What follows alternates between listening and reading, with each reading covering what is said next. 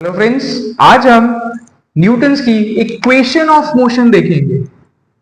Equation of motion, घबराइए मत, laws of motion भी उन्होंने दिया है और इक्वेशन ऑफ मोशन में उन्होंने ही दिया है।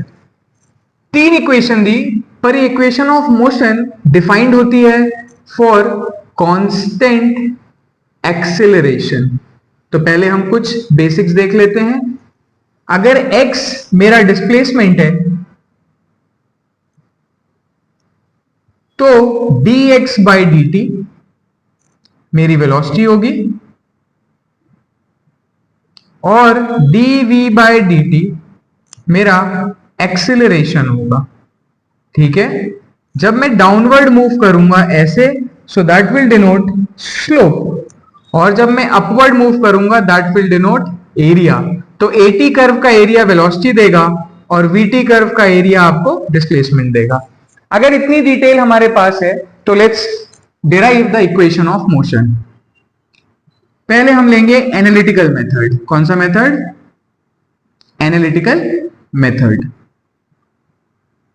हमने माना जब टाइम t 0 था उस समय जो वेलोसिटी थी, इनिशियल वेलोसिटी इज u, और जब time t equal to t था तो फाइनल वेलोसिटी थी v।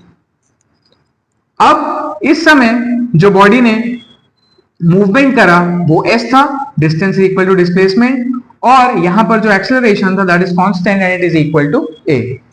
नाउ एक्सेलरेशन को बोलते हैं हम change in velocity upon change in time. जब भी चेंज की बात करेंगे that will be final minus initial. हमेशा याद रखना, चेंज का मतलब होता है फाइनल माइनस इनिशियल। पूरे फिजिक्स में यही होता है चेंज का मतलब। फाइनल वेलोसिटी v थी, initial velocity u, time interval t minus 0। तो एक्सेलरेशन आ गया v minus u by t. v minus u is equal to at और v is equal to u plus at। This is first equation of motion. बात करते हैं second की। तो s average into t, ये क्या होता है? s एवरेज में एवरेज स्पीड को लिख रहा हूं, हम पढ़ चुके हैं, is equal to let's say total displacement. अब दो स्पीड्स हैं, उनका एवरेज क्या होगा? v plus u by two into t. पहली इक्वेशन ऑफ मोशन से v is equal to u plus a t plus u by two into t. इसको solve करेंगे, s is equal to u t plus half a T square. This is second equation of motion.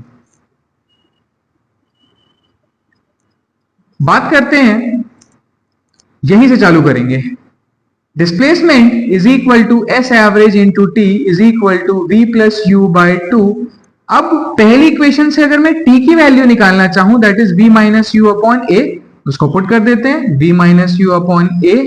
So s is equal to v square minus u square upon 2a और v square is equal to u square plus 2as। This is third equation of motion. वो चीजें note करने वाली हैं। पहली equation of motion में आपको displacement नहीं मिलेगा, दूसरी इक्वेशन ऑफ मोशन में आपको फाइनल वेलोसिटी नहीं मिलेगी, और तीसरी इक्वेशन ऑफ मोशन में आपको टाइम ही नहीं मिलेगा। तो इक्वेशन को वाइजली यूज करेंगे। और एक इक्वेशन मैं खुद से लिख रहा हूं, t is equal to v minus u by a, इसको याद रखिएगा। और दूसरी चीज v एवरेज, या जिसको हमने s एवरेज लिखा है that is v plus u by to. ये दो चीजें याद रखिएगा, that will help you in solving the question. Thank you.